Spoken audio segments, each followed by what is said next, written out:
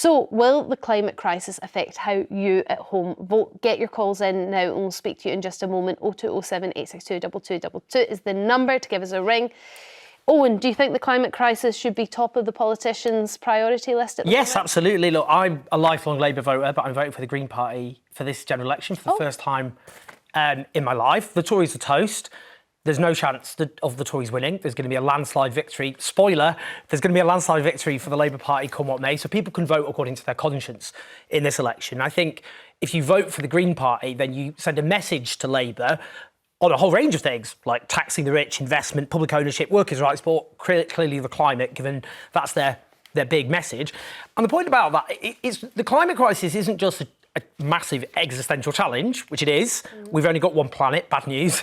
And we've heated it up to such a degree that we've caused huge extreme weather events. I'm sure people remember the extreme weather last year.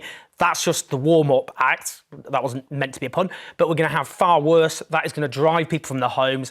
Food prices going up, get used to that, because ecosystems get destabilised, crop failure is going to cause famine and all the rest of it. But the reason it's an opportunity, because people just think it's sacrifice. It isn't.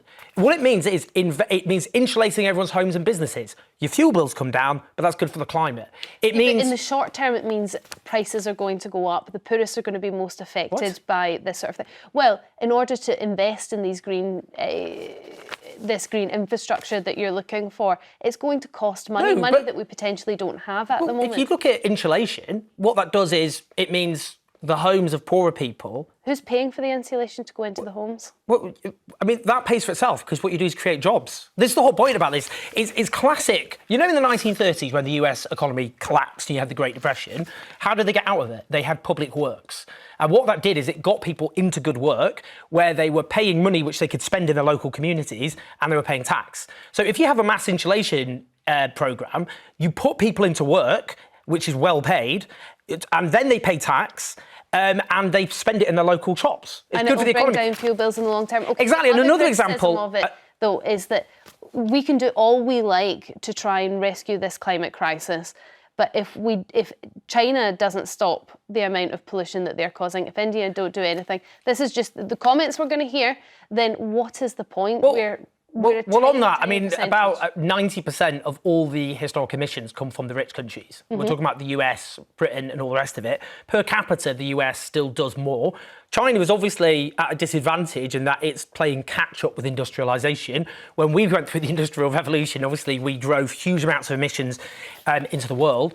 I mean, China are kind of slightly contradictory because they have the biggest renewable energy programme on Earth.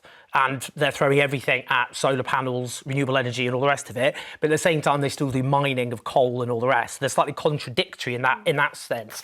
But they also have the biggest green industry on Earth by a big margin. So I think it's more complicated than that. But in any case, if every country on Earth goes, well, I won't do anything until all the other countries do it, then by definition, nothing will change. The fact is, what it does is it means you create jobs. Look, at the moment, do we want to be, constantly... Our energy bills went up. Why did that happen? Because Putin invaded Ukraine, because we're dependent on gas and oil and all the rest from the East. If we'd invested in energy security, renewable energy, we don't have that problem. All of this ticks a lot of boxes. Jobs, living standards, invest in public transport, make it affordable so people don't drive cars. That's good for your living standards. Cleaner air, it means that's good for your kids' health. Pollution kills more globally than cigarettes. This is such a no-brainer. It ticks so many boxes. Housing, jobs, living standards, your air, everything. Not just all of that, but also just a global reputation. We love to be world leaders in something. Why are we not world leaders in renewable energy? Already we have the rain, we have the water, we have the wind, we have the... So the UK has done so much already. We've halved emissions since 1990. I think we're the world leaders on that. It's time to stop beating the backs of the British people over climate change. If every single human in the United Kingdom suddenly lived like a medieval peasant with cauldrons and quills and pigeon post and staying in their villages, the needle on the climate change dial would not move. We could disappear, the whole country, and climate change would not stop, would not be delayed, it would not be moved. We don't emit enough. So this net zero stuff is bonkers, and the whole point of it is because leaders love peacocking on the international stage in this Green Olympics, trying to outdo each other. The point is that the UK needs to invest in ideas and technological and scientific solutions, not overtaxing. You talk about creating jobs. What about Port Talbot? 2,800 jobs. They've just closed down the blast furnaces and for no reason whatsoever. I agree, but we need... No, wait, let me finish my point because you had your say. This is how nuts net zero is. They closed down the furnaces because they want to scrape some emissions on paper for that. Yes. That's not what's happening. They've replaced them where they only can do half the job. So now we have to import the very steel we were making ourselves at a higher cost to the environment. It does not make sense. And the targets will not be met in 2050 You just undermined your argument, because what you just inadvertently raised when you talk about the drop in British emissions since 1990 is we trashed our industry here and then we export the same stuff from other countries. So, for example, from China, because they have cheaper labour. So the stuff that we rely on is being made over there, counts for their emissions, and then we transport it halfway across the world. So we're exporting our emissions. We need steel for renewable energy. We need that for the renewable energy technology. So it doesn't make any sense to shut down Port Talbot whatsoever. Oh, right. Good. So, but that is the in any case, the whole point is if we invest, and as we have, it creates jobs. Well, it also destroys it. 30 billion a year we could be spending on this country and the people. Well, we are. For net zero. Creating the jobs in renewable energy. That's the whole point. Let's go to the phone lines and see what you at home think about this. David from the West Midlands, what's your view when it comes to green policies and whether you want to pay for them, really? I think it might influence my vote because, look, I mean, the thing is, man has done so much damage to this planet that nature is having a backlash. We just cannot go on and on damaging the planet like we've been doing and expect nature not to do anything. And the more we go on damaging the planet, the more vicious nature's going to get. I mean, as time goes on, this planet could become uninhabitable. And probably much of man would die out anyway then. And you know what? I sometimes think to myself that it would damn well serve us right. Well, the danger of what you're talking about is called runaway climate change, where what you end up with is a vicious... you get a situation where it becomes a loop, positive feedback loop. So things get hotter and hotter, and it just escalates. That's what happened to Venus, by the way. I'm not saying Venus was obviously the responsibility of human-made climate emergency, but you probably know Venus is the hottest planet in the solar system. It didn't used to be the hottest. You end up where it had the heat being trapped in, and it becomes exponential, the increase. And that's the danger is... Is that why scientists talk about a tipping point where it's just going to be irreversible? That's the problem. There's nothing we can do. The problem is now, just to be brutally honest, if we just immediately, the whole world had net zero, we would still be facing a disaster globally. That's the problem. The issue is there's a difference between a disaster and leaving our children and our great-grandchildren a total catastrophe in which there is mass famine, mass drought, mass flooding. We can just try and avoid that, and we should. The impact on children of this climate catastrophizing, alarmism, whipping up this fear, the world's going to end, it's going to be a disaster. It's science. There's such a thing now called climate anxiety amongst our young. Yeah. Constantly exposed to overexcitable, hyper-hysterical climate Have you seen Don't Look Up? Have you seen Don't Look Up, the film? I have, but I'm just saying we need to be really careful here. You're the character in Don't Look Up. The hysteria around climate change doesn't start impacting the mental health of these poor kids whose nerves are shredded. There's a comet coming towards the planet, and people are getting too stressed about it. Can everyone calm down? That's not true. It might not hit us. Look, in the Maldives, for example, it's wonderful, and this is where I'm such an optimist about the climate. They are building on coral reefs to stop the wave energy from hitting the islands. They're reclaiming sand and building higher islands, and they've even got plans for a floating island. They are adapting. Okay, but they are also suffering bleaching of all the coral reefs around the Maldives, which I've seen for myself. Having travelled there on a plane, I realise the hypocrisy of that before anybody. Don't go down that route. I think it's such a dangerous narrative to say the onus is on individuals. Planes, just globally, the emissions is not actually that big. And the problem is it's people who... most people, only 50% travel on a plane each year. The issue is people who fly a lot, and they're the richest people at the top, which is why we should tax them more. They'll still fly, though, and the harm will still be done to the environment. Well, yeah, but rich people can do what they like. It's the poor that suffer from all these green taxes. No, because you can use that revenue to invest in tackling the problem. Poor people who travel on holiday with their family shouldn't be taxed more for going there. I don't agree with that. You just made me feel a bit better, actually, about flying to the Maldives there. Thank you. David, thanks for your call there. Marivis, what's your thoughts? You're calling from East Yorkshire. Do you think we should be spending more on the green policies?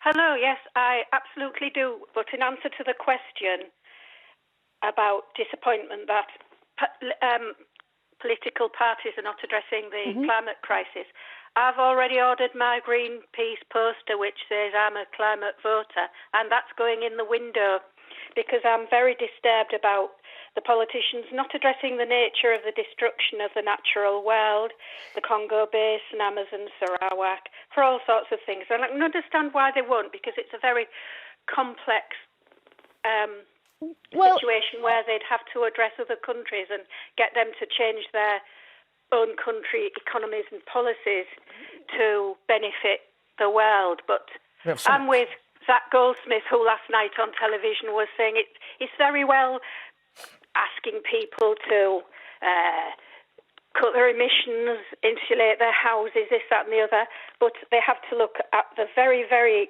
depth of the picture is you can do that, but if you continue destroying the lungs of the planet... You're talking about the Amazon rainforest. I think, Marivis, the reason... I'm with David. The reason that the parties aren't focusing that for a political campaign is because probably it's a bit too far away for the general public of Britain to really feel the impact of that. What they feel is the pollution in their communities and things that affect them day to day. Flooding, for example, that we've seen last year. You know, those sorts of things, and this year, those sorts of things are where we see the climate crisis really affect us. The other thing is, I don't know how much power we have globally to affect what other countries do with their land. What right do we have to tell Brazil what to do with their rainforest? Because it doesn't really belong to Brazil, it belongs to everybody, and what they're doing will affect them eventually, as it is, you mentioned the Maldives, which will sink, and that's because of what's happening in these in-depth situations. I'm very disappointed with the Labour Party. They've got their card back because they just have said no, we're not. Well, I agree. And by the way, people in with, we're going to address climate change. We've got all this billions of money putting forward to. I agree. Look on that. No, we don't have any money. Labour had the £28 billion a year climate investment fund. That was their flagship policy, and they trashed it. And it's such a stupid thing to do, not least because what that would have done, it would have been so good for jobs and economic growth. We've had like pathetic amounts of growth, falling living standards. The average Briton is poorer than they were in 2008. Net zero is part of the reason why But the problem is you misrepresent net zero because it's about raising people's living standards. That fund, which they got rid of, we can't not afford to invest in our climate because it is... we all depend on to live. But that would have created so many jobs. It would have made people better off. Why trash that? I know, but... But what Marivis here is talking about is affecting and imposing our beliefs on the rest of the world in order to try and adjust their policies. We won't have any power to do that. We don't have any say in what other countries do with their land. The same way they wouldn't have any say what we do with ours. So why would... Well, she's quite right. I mean, the point about the Amazon is very well put. Bolsonaro, who used to be the president, was just trashing it. And actually, the new president, Lula, my partner's a Brazilian national, so I've invested in, but it has made a very different kind of approach. The point is, it needs collective global leadership. Countries need to get together. We can't have an attitude of, I won't tidy my room because the rest of the world is a mess. If everyone takes that position, nothing will change. Yeah. But people have to make clear, if the Amazon is trashed, everybody suffers the consequences. So Brazil can't just go, well, this is our country, we can do what we want. If people take... They can. Well, but if you take that tack, and the Brazilian government don't take that tack, they have accepted, and they will say, that the Amazon rainforest, that is an issue which affects all of humanity. Then we should all pay for it. Yeah, well, I agree. Richer countries, Okay. richer countries are responsible for the vast amount of emissions since the Industrial Revolution, which has raised global temperature. It also and raised- the global, I just and don't know the how global South pays the biggest price of the climate. I would just be very interested to hear from viewers at home to see whether they were willing to pay an extra tax that went to Brazil to pay for the Amazon. Richer people should be paying, not ordinary Okay. people. Marivis, thank you very much for your call. Eric from Dundee, what's your view when it comes to green policies? Do we need to get shot of them, or are they the most important thing in this general election? No. You need to get shot of them. The girl on your plan's absolutely right. I think the other guy's just showboating. Showboating. All right, fine. I'll showboat. Eric, why do you say that then? Because science does show that the Earth is heating up and at its fastest rate ever. Okay. What do we do about that? Well, okay. Now, if it's common knowledge, this planet's been here for millions of years. We went through different phases for millions of years. We've had ice ages, we've had all the rest of it. Yeah, lots of... Some professors would actually turn around and say this is just a natural progression of the evolution of the planet. No, it may be, but it's probably going to get rid of the human race. Are you okay with that? Well, I don't know about that. When does that ever happen? What kind of scaremonger is this? When has that ever happened? You can't It's a fair point. It's a fair point. If the world's history was 24 hours, the human race has only been around for 1 second. We've only been here for a tiny proportion. The Earth's been around for billions of years, not millions of years. The human race has only been civilized for, a few thousand years. We've only existed for a few 100,000 years. Well, we've got thousands of years to go. Yeah, not if we destroy our planet. Not if we destroy the ability for life to sustain itself.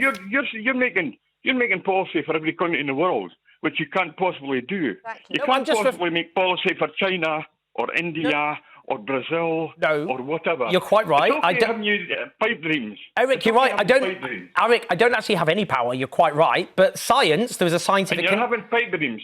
How can you Hold on, convince... Eric, let him finish his point. Eric, we have a thing called a scientific consensus. What that means is the overwhelming majority of scientists who are specialists in this subject believe that unless we take drastic action, the future survival of human civilization, as you and I understand it, will be under threat. It's up to governments. It's up to governments to take action. If governments don't take action, we will all suffer the consequences. I would also say as simple as that. this scaremongering is also about control and about resetting how people live. It is. We saw Are you going to say the global reset? No, it is fear-mongering. We need to be more optimistic about finding solutions. I'm with you, Eric, in as much as if the UK cannot force countries to stop polluting, then we need to stop beating ourselves up about it and instead look to technical solutions. And the net zero... What does that even mean? As in Musk, for example, Musk is finding ways to store the energy from wind turbines, which at the moment we can't do. All these innovations are what we need to focus on, not beat ourselves up about it, not peacock on the international stage at how much we can tax our people. Climate change is real, but the UK needs to start taking care of its own people. All I'm saying is, if we stick our fingers in our ears and go la la la la, it will still happen. And you're quite right. One country alone cannot change everything. We have global summits where governments get together and people put pressure on each government to commit to taking the appropriate action. They need to do more. But obviously countries have accepted that they need to do something. So it's not enough, but we've at least moved in the right direction. Eric, thank you very much for your call, though not interested in paying any more for green policies there. Thank you very much for your calls on this. We are going to have to move on.